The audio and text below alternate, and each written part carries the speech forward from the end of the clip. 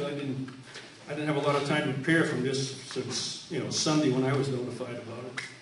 So I guess my main concern is my dock, my property values, my beach, and the fact that I don't see how it's going to do anything different than except ruin people's property values and cost them a lot of money. That's all I got. Thanks.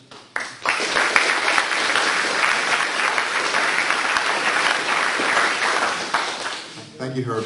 Dan Hajar, followed by Mary Bonzer. It's all been covered, so I'll say this. Thank you, Dan.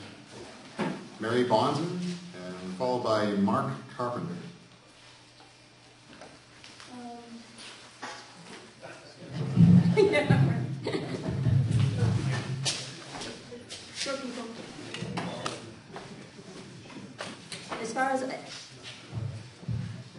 As far as I can see from the testimony tonight, the fisheries are fine, and that would indicate that's a good bellwether, that there's not a problem there.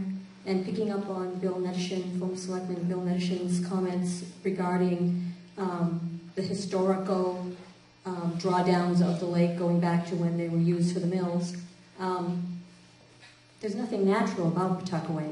It's a created lake, and there's always been drawdowns. So to say that you have to do something that's natural, what you're doing right now with the drawdown is natural. That's the way it's always been done on the lake. Whatever plants and animals there have become part of that cycle. They're all part of the drawdown. If you tamper with that, you're going to be tampering with what has actually now become natural.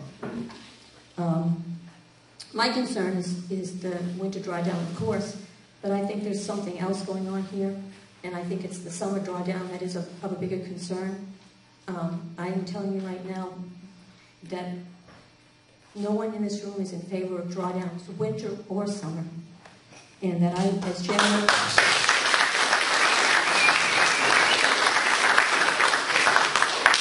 chairman of the Board of Selectmen, I will recommend that we challenge any decision that you make that affects the drawdown of that lake.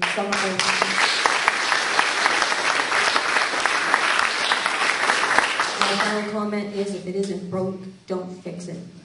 Yeah.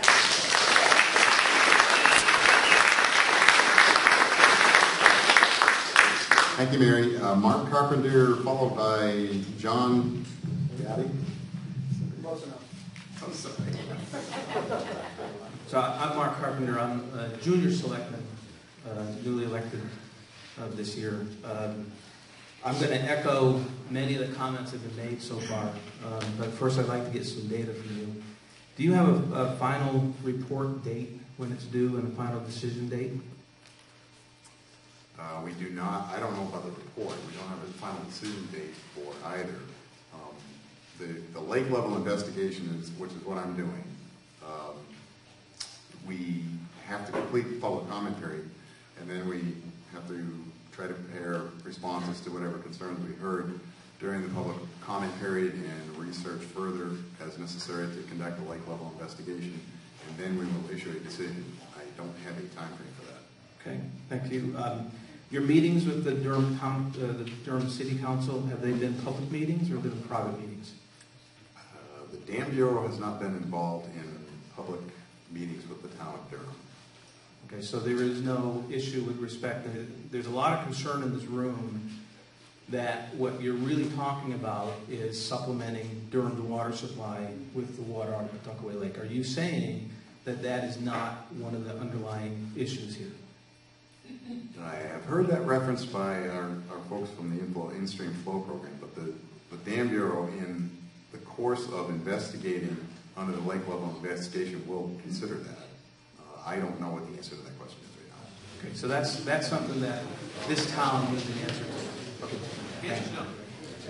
Yeah, so you're on record. You're going on record saying that this drawdown discussion has nothing to do with downstream water supplies to other cities or other towns. Yes. In the summer? On record saying. In the summer? In the summer. Summer Or the and winter. Anytime of the Summer, year. winter, year round. I've said that again and again. Okay. So the last thing I'd like to say is should the chair of the select board in Nottingham bring forward a motion to challenge whatever you're doing, and from my perspective, I feel that it's based on lack of information. I mean, I appreciated the presentation you made tonight, but clearly it was insufficient and unacceptable. Not with the ramifications to the people of this town that you're talking about. So I will support that, and we'll be having some interesting conversations. Lastly, I would like to invite you to come to a select board meeting where we can have a televised meeting and the rest of the town of Nottingham can hear and see and talk about what you folks are proposing. Thank you.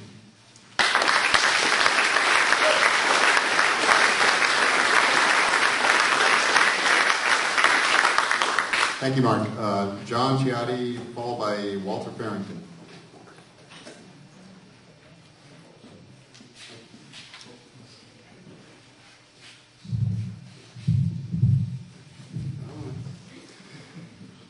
My name is John Ciotti. I'm a long-term resident of Pawtuckaway Lake, residing at 82 Barderry Lane in Nottingham.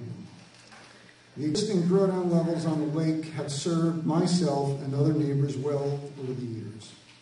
As you know, this is a very fragile ecosystem that is almost totally dependent on Mother Nature to sustain the necessary four seasons balance critical to all inhabitants. I submit that maintaining the current drawdown level is mandatory. Any change would adversely affect the population as a whole. This would not only impact us humans, but also any animals or botanical life as well as fisheries. The residents of Nottingham who live on Pawtuckaway Lake pay the majority share of taxes to the town, and for all intents and purposes receive the least amount of available services.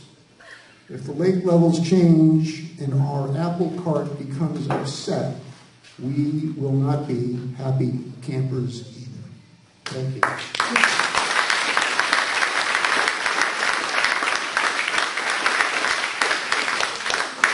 Thank you, John. Next up is Walter Farrington, followed by Pat Farrington. I'll skip mine right now. Thank you, Walter. Pat? Followed by Beverly Calden. Hi, Pat Farrington. We've been residents since 1987. And one of the comments that somebody made was, you know, in the event that all of this happens and transpires, are you going to compensate for the loss of docks and things like that? I think a bigger issue is, are you going to be liable when somebody goes out and snowmobiles or somebody tries to enjoy what we're paying our taxes to do, enjoy this lake? Who's going to be liable? Is the DES going to say the lake is no longer safe for anybody to be on it? Skiing, doing anything, snowshoeing, skating, snowmobiling? I have issue with somebody getting seriously injured. My son loves to snowmobile on this lake. My husband's already in a wheelchair. I don't want to see my son there. Thank you.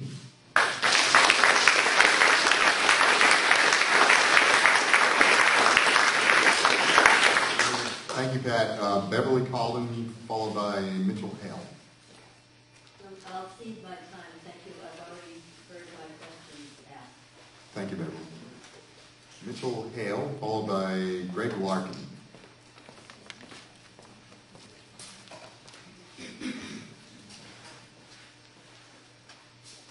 Hi, I'm Mitch Hale.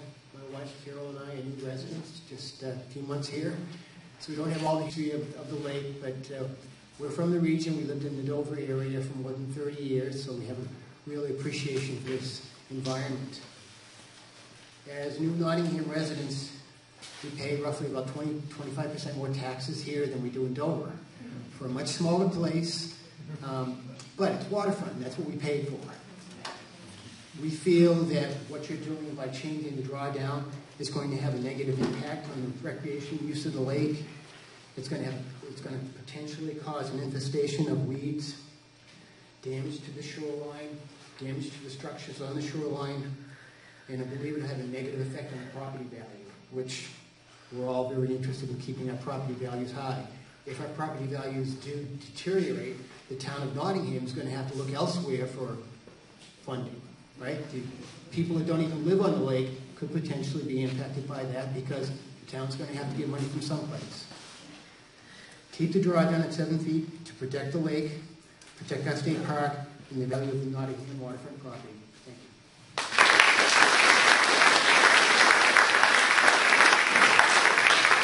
Thank you, Mitchell. Greg Larkin, followed by Matt Eaton. I'm Greg Larkin. We've been living on the lake since 1993, and I agree with what Mary said about the lake and the system and the natural flows. I would like to poll the audience. I think we have a valid representative sample here of the whole lake community, and a valid sample. So I'd like to just see a show of hands of everybody who would like to change the level of the lake. Would anybody like to change it? Okay. And those who would like to keep it the same? Okay. So that's a visual sample, and you can see that it's 100%. Most of the people are either residents on the lake or have a vested interest in Nottingham as a community that doesn't want to see the lake injured. So, the presentation Mr. Ice made went through the downstream problems that you want to send back to natural rhythms. And I can understand part of that, trying to supplement or keep the fish population alive, help the animals, clean it up a little bit. Well, on the other side of that equation is the risk that you might be putting in place for Pawtuckaway, for Nottingham, and us as residents. So if you look at it, you're taking a chance that you don't know what's going to happen when you already have a solution for the downstream. The fish are replenishable. The fisheries are, come in, put fish in the lake, put fish in the streams. So there's no harm being done there. On the other side, you've got a valuable resource, an economic resource that draws people from all over. Pawtuckaway State Park has the highest income of any state park in the state of New Hampshire, so we contribute the most, yet we don't get it back. We get back an even spread around the whole state. The police have to go over to the state park. We don't get reimbursed for their costs. So we all have to pick up the cost of the police calls for state problems. So now, also the beach over there has to be closed probably several times a year. So the concentration of waste in the lake closes the beach, dirties the lake. If you pull the water down in the summer, you're going to concentrate that more and create more problems. In the winter, and also possibly create more milfoil, and there's a potential to permanently damage the lake. So you're taking a big risk there, in my opinion. Also, there's no way to tell if we're going to have one disaster after another in terms of a couple acres or an acre of ice coming down the lake, slamming into people's docks, happening, and then maybe again the next year and the next year. It's just too unpredictable. So you've got a valuable economic resource, a well-known balance right now, and for the health of a couple streams to bring it up a little bit, I think your risk is far outweighs what the known facts are. Thank you.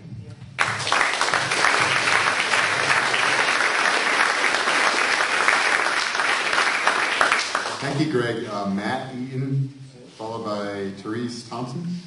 Matt Eaton, I'll pass. Thank you, Matt. Therese Thompson.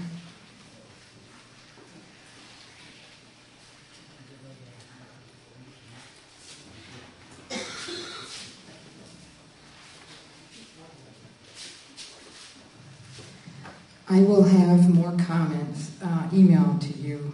This is just the start. Because it keeps on changing.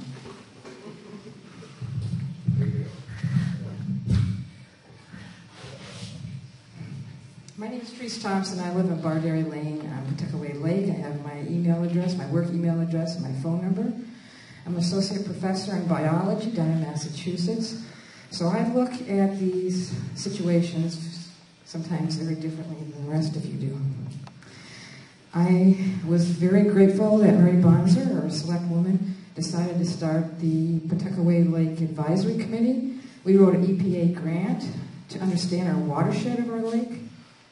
I served the 6 years on the Lamprey River Water Management Planning Advisory Committee, so Wayne Ives and I know each other quite well.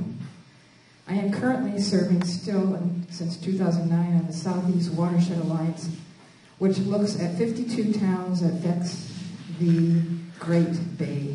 And the Lamprey River watershed is one of the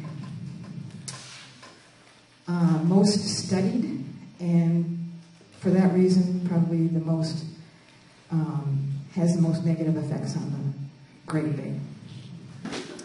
With the lack of the snow cover this winter, yet the lake still filled up, I was really surprised.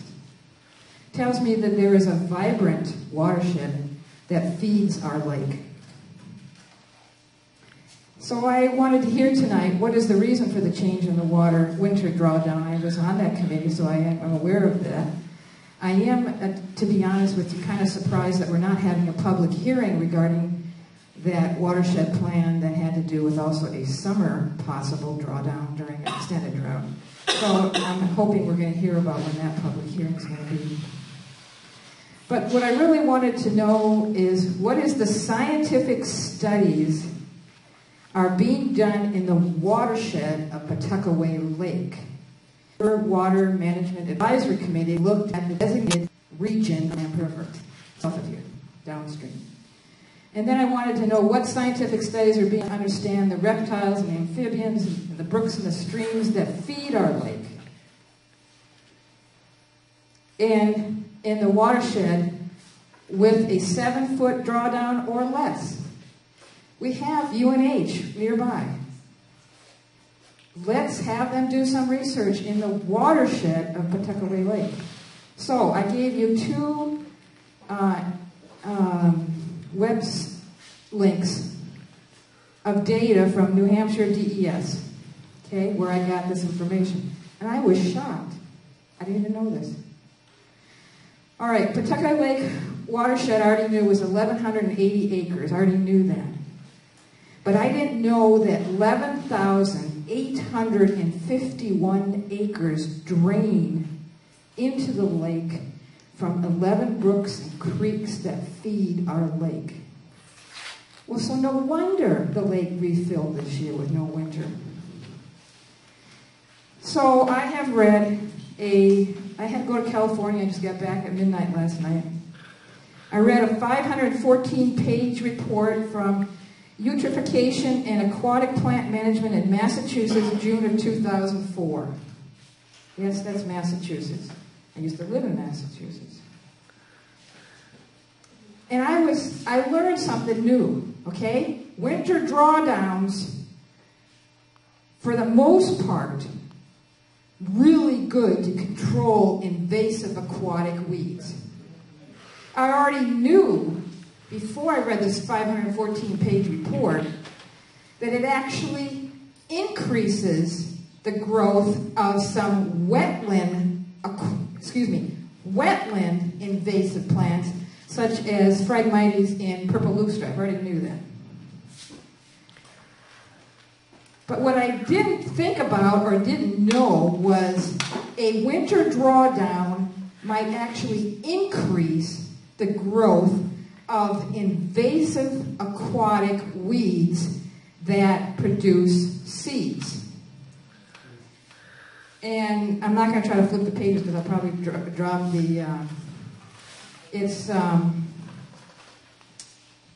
to do that. In that report is table 4.2. So that was scary. But as you can see from the state map, that most of the invasive aquatic weeds, aquatic plants found in lakes in New Hampshire is milfoil.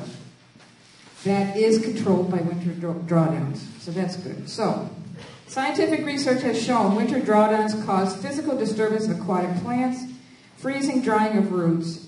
So I think we're going to have more native aquatic plants growing along our shoreline. And I'm going to hear it over and over again by you guys on the lake. Too many weeds. They're not weeds. They're native, okay? Winter drawdowns kill and prevent growth of some invasive aquatic weeds. I just told you. They do help some, not all. Winter drawdowns also allows flushing of nutrients out of the lake. That is like everywhere in the literature. So I'm going to have a weird, different question, okay? Because I was, when I flew to California a week ago, against changing the drawdown. Now I don't know where I'm at, okay, because of reading that report. So my question to you is, if and when, it's only a matter of time, we've already prevented 3 invasive aquatic weeds this summer already getting into our lake by checking boats and trailers at the boat launch. If and when we get an invasive aquatic plant in our lake, are you going to be returning to a 7-foot winter drawdown?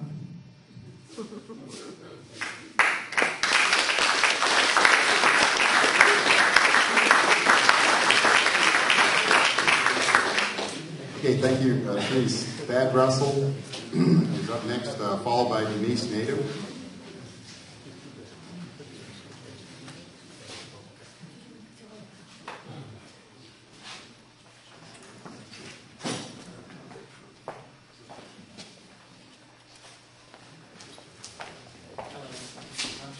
I've been on the lake since '98. I only have a couple of comments. I really think that we should publish the answers to the 40 summaries that we wrote last April. There were some really good comments in there, and we haven't covered them all here.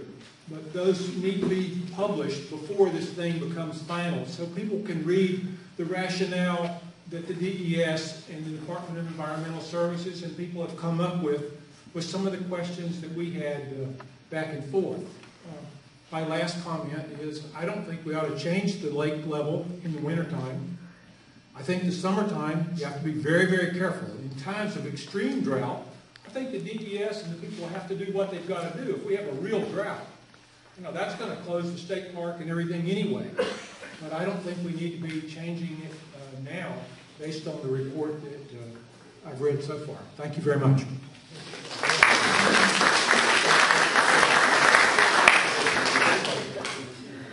Thank you, Thad. Denise has indicated she will pass.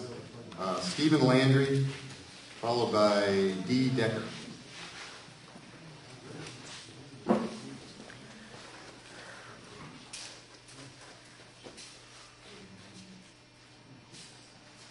I just want to say I do have a technical background. I'm a geologist, and I've had to make better presentations to regulators in a much smaller situation than what I heard from these regulators to a much larger audience. So I'm not impressed. What I'm looking at is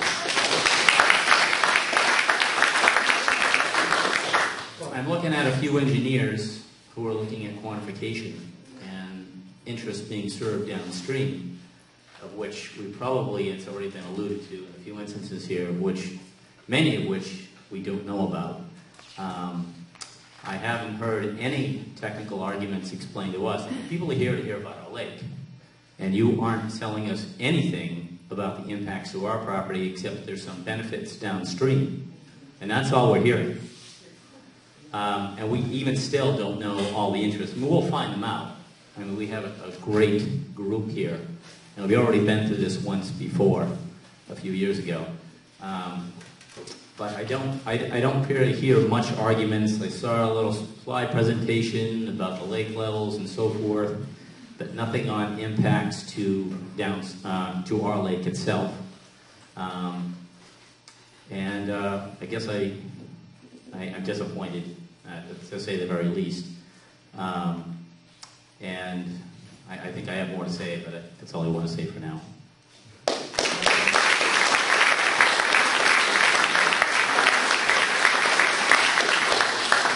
Thank you, Stephen. Dee Decker, followed Pass for right now. Thank you, Dee. Richard Morrissey, followed by Tom Duffy.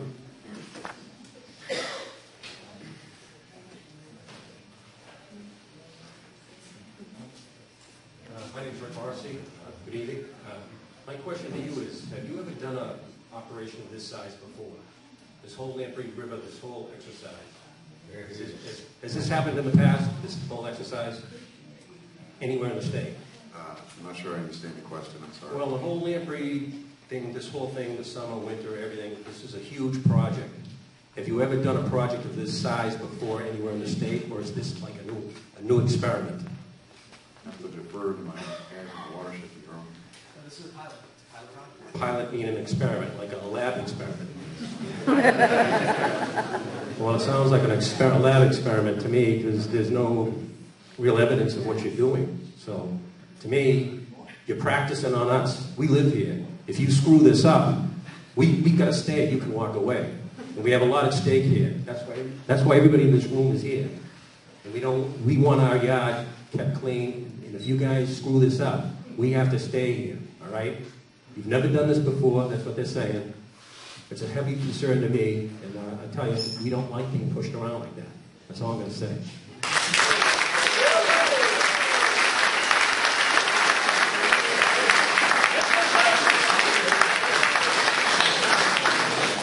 Thanks, Rick. Tom Duffy, followed by Lee Bartlett. First of all, I'd like to thank all of you for coming here tonight and for really making some really great and thoughtful comments. Everybody had a lot of guts to come up and stand in front of everybody else and plead the case, so we really appreciate it. I will do this now, and of course also do it in writing, since this is only about the winter drawdown. The PLIA, the Pawtuckaway Lake Improvement Association, requests a hearing regarding the spring, summer, and fall drawdown plans prior to any issuance of positions or a plan coming from the state as to the disposition of different dam activities. Second thing is that I wanted to cover is that, as many of you know, we test the water in the lake several times a year. We've been quite consistent in testing it since the middle of the 80s. There's ample VLAP information on what we follow in terms of the chemistry of the lake. It's well known. It has been a major Department of Environmental Services goal to reduce phosphorus and phosphorus content in the lake, as well as chlorophyll and other things that help to create nutrients that do a number of things besides feeding aquatic plants, which may have some benefit, or exotic aquatics, which seems not to have any benefit at all. It actually, an overabundance of phosphorus actually depletes oxygen from the water.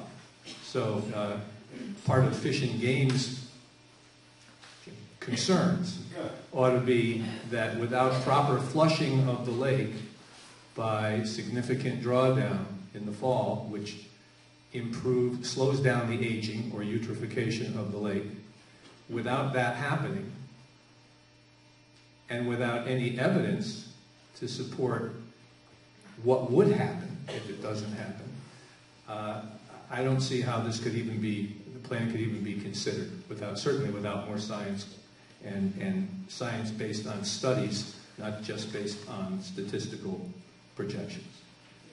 The third thing that I would like to mention, and I just heard this for the first time tonight, so I want to make sure that I heard it properly and that we all heard it properly. Wayne, in your opening comments, you said that in the plan that is being considered so far, hearings notwithstanding, there will be no withdrawals from the Lamprey River during Pawtuckaway releases. No withdrawals from municipalities or other entities from the Lamprey River during Pawtuckaway releases. There has been a concern, I have shared the concern, including listening recently, I don't know if some of you have seen the video record. There was a hearing in Durham, I believe it was June 18th.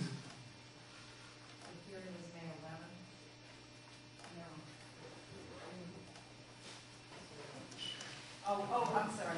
You're talking about the town council meeting. The town council meeting in June. This year, last week. this year, last week, where the Durham authorities discussed freely their ability to recharge the aquifer in Durham from the Lamprey River, and that they still have no reason why they would have any restrictions in doing that. So when I hear that there will be no withdrawals by any entities from the Lamprey River during Pawtuckaway releases, emergency releases, if those are necessary, as part of the inflow stream, perhaps you want to share that plan with Durham, because they don't seem to think that it affects them. They can take as much water out of the lake, out of the river anytime they want to. And those are the comments I'd like to make. Everyone seemed to cover the others. Thank you.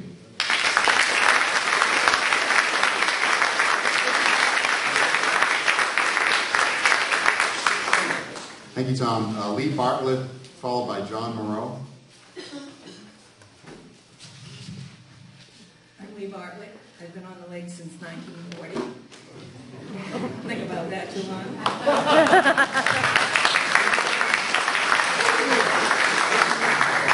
So I do remember the lake when the water companies took power, and there wasn't much lake left at the end of the summer.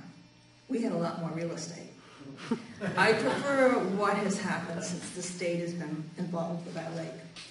And our lake association started at that point in time, and my dad was a part of that group. So the lake has been very stable the last, 12, 15 years. It appears to me that it's not broke at this end. It's broke downstream someplace.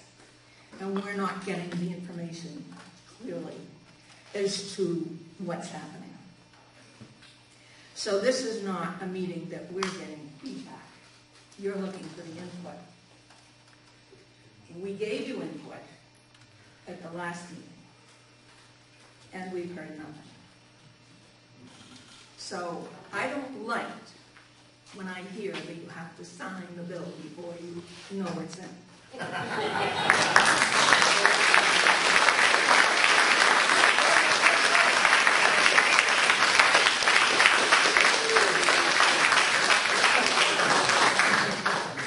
Thank you, Lee. John Moreau. Okay, thank you, John. Liz Katowski, followed by Jonathan Crowell.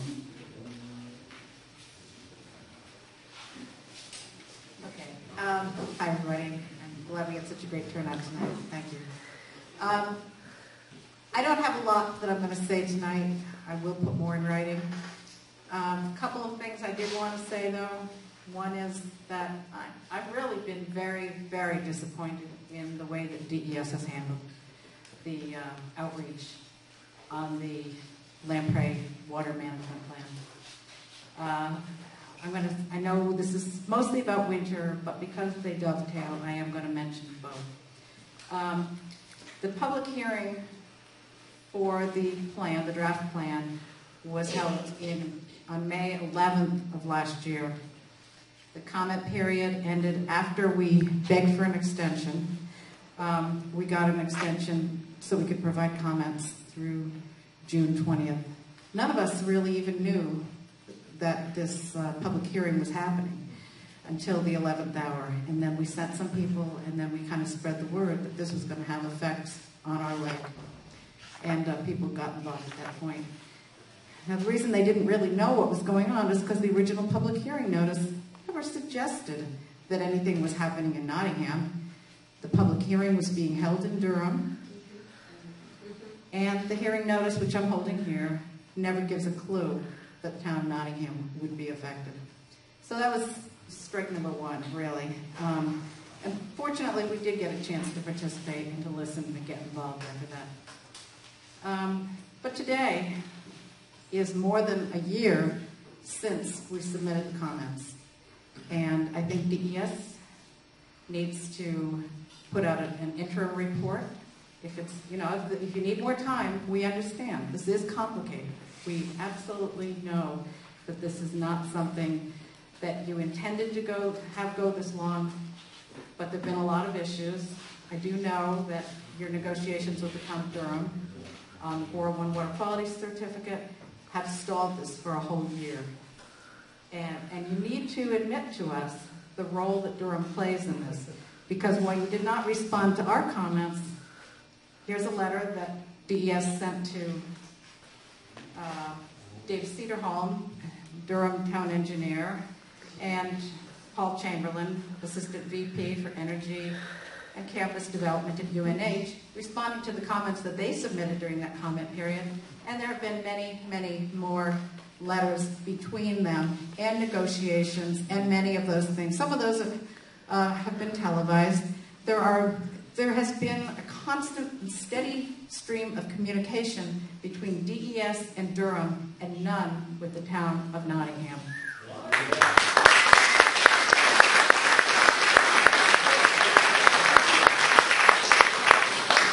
So please come up with something.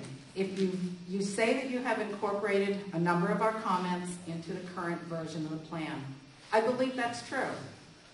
But we want to see it. I'd like to see the bathymetric study. I'd like to see what you learned in the research that you've done since then. We all deserve that because this is our property. This is our lake. And while I know the state owns the water, we own the lake and care for it and love it dearly. And we ask you to respect our stake in this lake because it's very strong and we are really good caretakers of this lake. The other thing I just want to say regarding the 7-foot drawdown, because that is the purpose of this, I would like you to keep it at 7 feet. These properties were built and have been there. They were built, they were in some cases expanded. They were designed for the 7-foot drawdown. If you change it to 4.82 feet, people's property will be damaged. You know very well the power that ice has and how much it will press against people's, not just the docks, but the rocks, walls that they built, just everything that they've kind of invested in. We do pay a lot in taxes, and I hate to have that be, a major issue here, because I know I work for an environmental agency in another state, let me put it that way. I know the environment, I know drinking water issues, I know watershed issues, I've worked on a lot of these, I care about these. I do care about the fish downstream, but I also feel like our lake has not been properly respected, and we ask that you try to partner with us better than you have, because right now, we're just at loggerheads, and we are just in conflict with each other. So, thank you.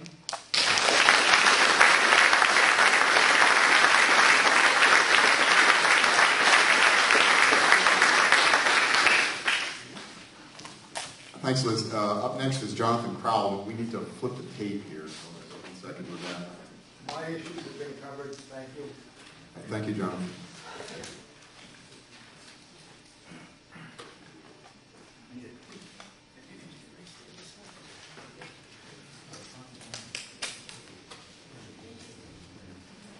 Okay, Bob Schmidt, followed by Eric Jennings. Is that Eric? Yep. Thank you. So Bob Schmidt. I'm all set. Thank you, Bob. Eric Jennings, followed by Ken Sachs. Is that right? Sorry.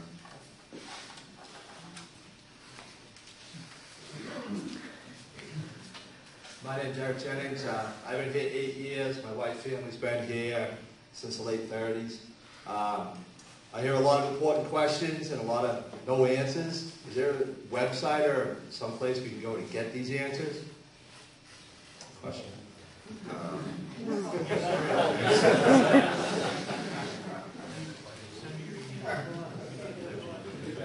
If we get in touch with you, we can find out what that is. Like I said, a lot of good comments were made about the lake levels and stuff like that. I know that you want to, the pulse is whatever you called it, the 2-day flushes downstream. I also know on 27, the Lamprey River, you guys removed the dam last year, right on 27.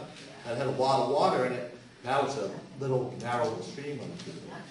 I mean, couldn't you have got water from there? I know you can't answer me. I'll have to sending my information. That's all. Thank you. Thank you.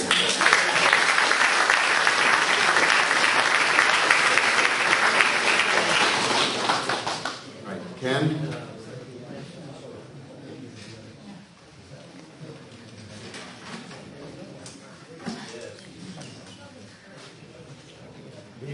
Good evening, folks. My name is Ken Sachs. We have been here, our family, since 1932. So we've gone back a few years.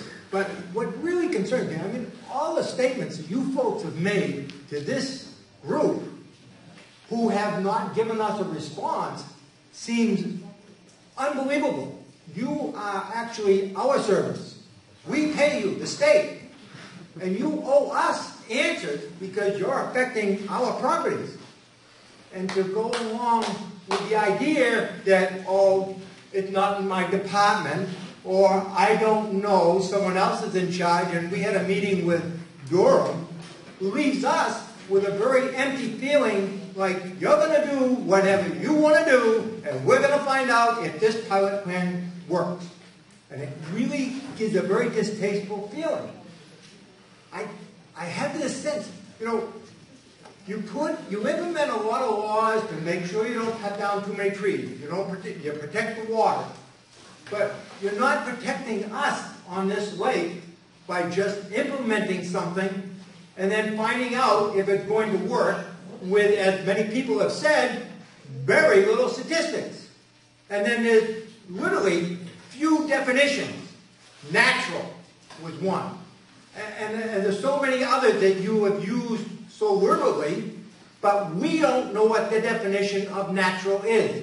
So how can we respond to your statistics or your data without you giving us a definition of what it really means so that we as laymen can understand what's happening to our lake?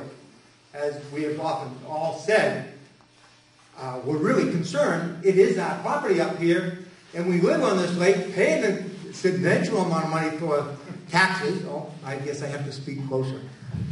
And to have it affected in this way with the answer to us like, well, we can't answer you that now. And then we find out, I know I went to one of the meetings, and I never heard any responses to your data at that time on the questions that were presented. So it leaves me, again, a very empty feeling like you're going to respond to this concern that 100% of this audience has about drawing down the lake. As you mentioned, only 1.82. And in that last meeting that I attended, you also made a reference to summertime. So it's kind of like, well, we got our foot in the door, so now if we change it in the summer, it'll be okay.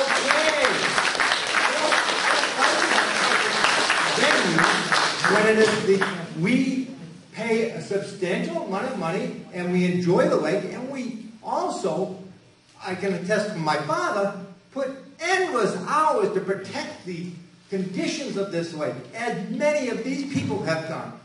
And then for you to arbitrarily say, well, I don't know the answer, and, well, we don't have the answer. It really does feel empty. We're not being paid. You're being paid. We did this voluntarily. People go out there on weekends, take their time out, bring the samples up to Concord, have it tested, the water, all voluntarily, free to the state of New Hampshire. You people are being paid by the state of New Hampshire. I think you owe us some explanation as exactly what you're doing here and what the effects are going to be to those people on the lake. Not down the river, us on the lake. That's all I have to say.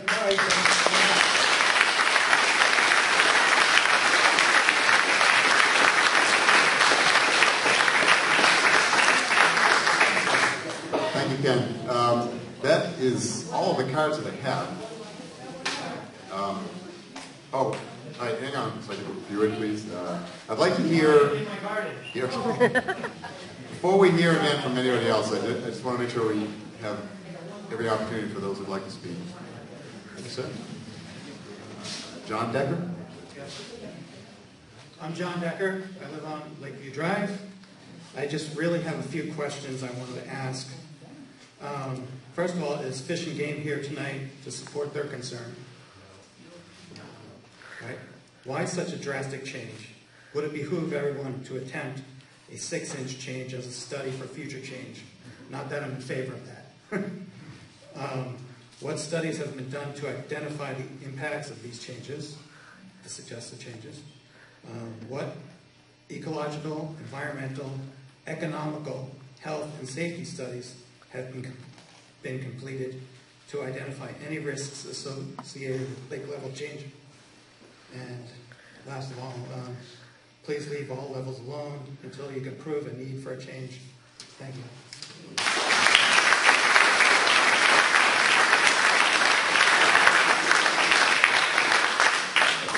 Thanks, John.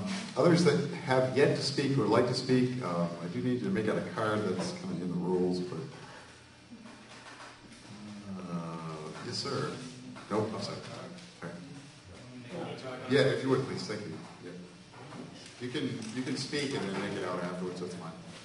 If you just introduce yourself. Hi, my name is Don Morell. I live on Barberry Lane. The concern I had was, first of all, I bet you didn't come here to get chastised tonight like you have. I'm sorry, but that's the way it goes in a meeting. I've been listening to a lot of comments about the different people and their concerns. All right, and I'm pulling it all in, and one thing stirs another. At work, I'm really known as a devil's advocate, so I like to weigh on both sides, but more on your side than on their side right now. I saw the results in the chart of the lake drop. Okay, I heard the results of what's happening downstream. Okay, I did not hear the results of what's happening upstream. I did not hear the results of again, the plant life, how much damage it's going to do. We did hear, yes, it is going to do some damage. It may do some damage by some of the people here testifying. My concern is, if you do lower the levels, and we do have damage, how long is it going to take to reverse it? Okay? How many years are we going to have to suffer a lake that's polluted with plant life, with anything else that may have happened at that time, or are we going to dredge to take care of it? That's something we also have to consider. Another thing that I did not hear is, I did not hear any other solution to the problem of downstream flow, water flow. Is there another solution? Can a dam be placed in a certain spot to hold water back? All right? Why pick on us?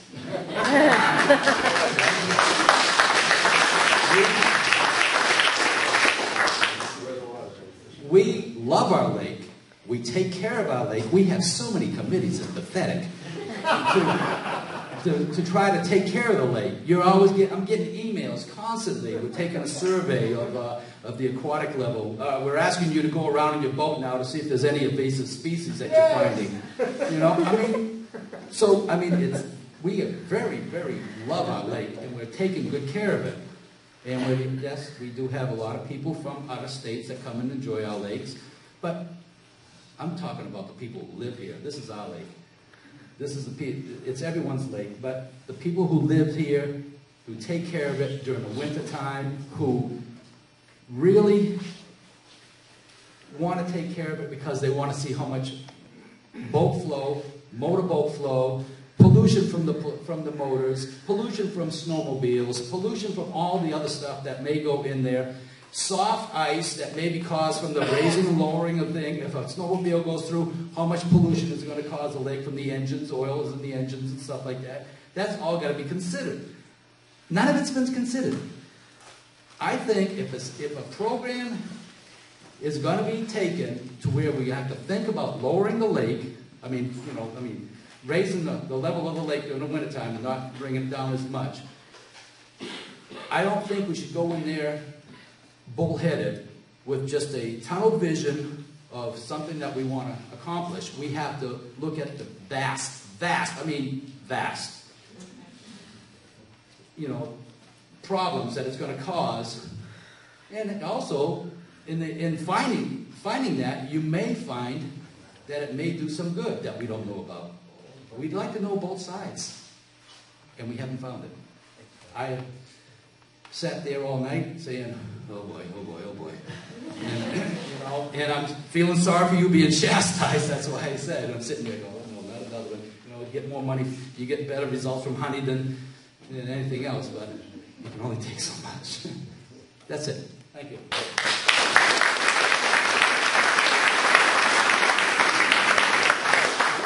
Okay, others that we haven't heard from that would like to speak? Yes, ma'am. I'm going to get a couple cards.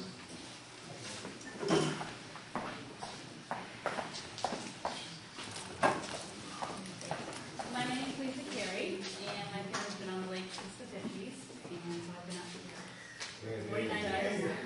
So I've been here for 49 years, coming up to the lake. Just became a resident 9 years ago because we love it so much. But I'm trying to understand the whole drawdown. We fill up every year, as people have said.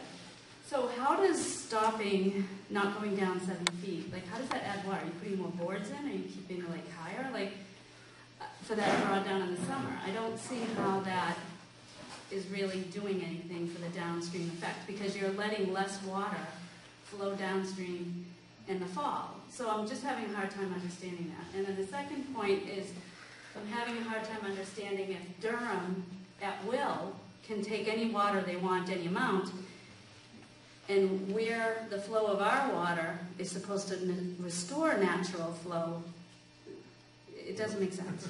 It just doesn't make sense to me. And then I think if it's a pilot, pilots are short-term. So what is the definition of this pilot that you want to do? And as somebody else said, what are the stops? What are the things that are going to say this is a negative impact on our lake? And I think that's the biggest thing, that we need more information, not about downstream, but about how will this affect our aquatic and our bird life and our plants. And, and what I've seen in my 49 years is a vast improvement of the quality of our lake water. The community here has done a lot of work. And I would hate to see that get reversed in any way. Because as people have said, many man-hours, lots of money and time and effort have brought us to where we're at today on Pawtuckaway Lake. So that's all I wanted to... Oh, and one more thing. So Eric brought up a really good point about that dam on Route 27. And those of you who go to Epping every day down 27, I always notice, I'm like, why is that pond up and down on a regular basis? And I want to know what is the impact of the removal of that dam on the decision of what we're trying to do to Pawtuckaway. Because now that had quite a huge supply of water that was, I believe, controlled and released at different times. So that has now been removed, and that pooling of water is no longer there to control any downstream flow. So I would like to know how that has impacted the change and what's happening to us. Thank you. If you could take out a card.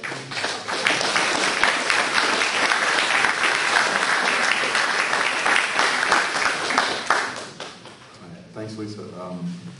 Are there any others that would care to speak? Right. Okay, I see a couple of hands. If you could go ahead and step up to the microphone, I'll give you a card afterwards. That's fine.